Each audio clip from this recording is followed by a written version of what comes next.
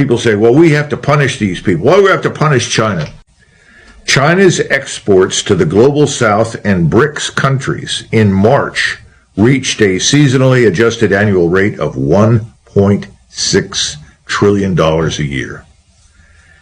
That's nearly 4 times China's exports to the United States and more than the combined total of China's exports to the United States, Europe, and Japan, which reached a seasonally adjusted annual rate of $1.38 trillion in March. And who is our number one trading partner? Shall we use an odd system? Sure. China? Yeah. So under this scenario, we're spending close to $30 billion a year to protect our trade with China from China. And that doesn't strike anyone at this table as odd?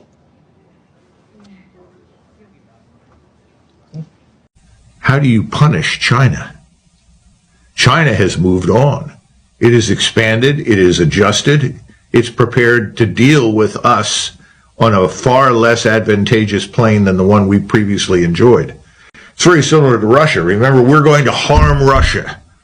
That's what we're helping all of these Ukrainians to do. We're going to harm Russia. We're going to degrade Russia. And what have we done? But I said, giving them 2/3 of it in debt is another debt trap. I said, they can't pay back the money they already owe. They're never going to pay this back. So what you are doing is you're colonizing the place. You're going to own it, yeah. Russia has profited. Ukraine is destroyed. It's in ruins. When the IMF gave them a loan in 2021, conditions of the loan was that Ukraine changed its land purchase arrangement. At that time, foreigners couldn't buy land. So that was dropped. So then large corporations from Europe and America could buy lots of 25,000 acres at a time, 10,000 hectares.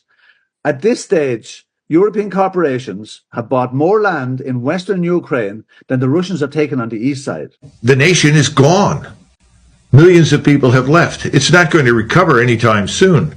And Russia is sitting on top of what it wanted, which was essentially areas where Russians live to protect the Russian population.